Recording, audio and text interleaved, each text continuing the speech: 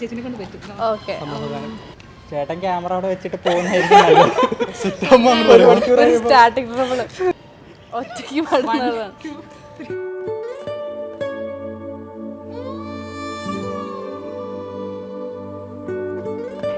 എനിക്ക് എപ്പോഴാണെങ്കിലും നമ്മളെപ്പോഴും പുറത്ത് പോകുമ്പോഴൊക്കെ ഏറ്റവും കൂടുതൽ ഞങ്ങളായിരുന്നു ഒരുമിച്ച് പോകുന്നത്.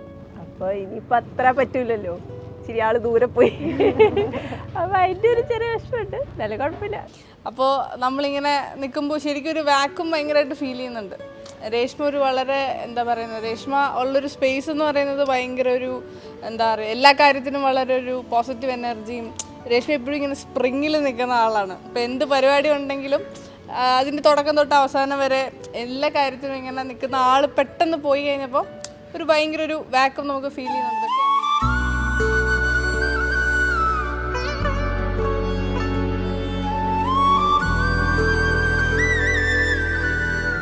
പക്ഷെ അജു നമ്മുടെ വളരെ ക്ലോസ് ആയിട്ടുള്ളൊരു ഫ്രണ്ടായി മാറിക്കഴിഞ്ഞു ഈ കുറച്ച് നാളുകൾക്കുള്ളിൽ. എന്താണെങ്കിലും അവർക്ക് രണ്ടുപേർക്കും വളരെ ബ്യൂട്ടിഫുൾ ആയിട്ടൊരു ലൈഫ് ഉണ്ടാവട്ടെ അല്ലേ?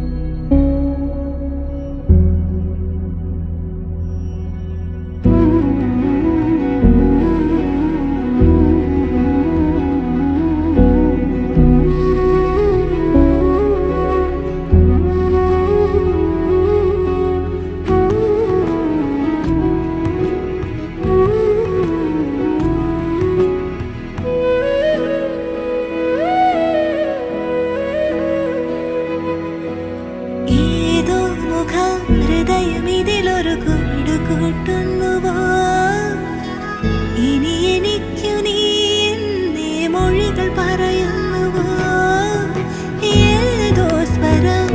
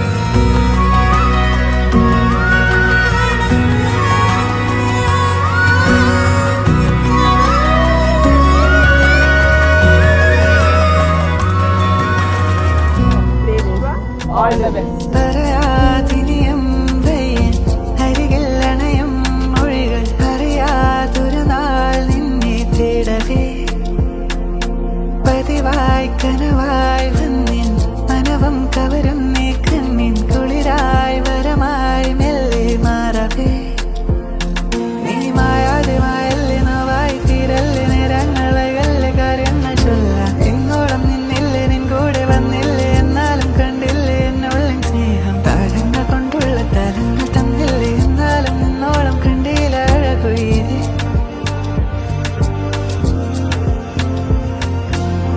വാ എന്നരികെ വാ വാ താനിൻ മൊഴികൾ താത്ത മേഘം പോലെ വാനം കണ്ടിടാം മാറൂ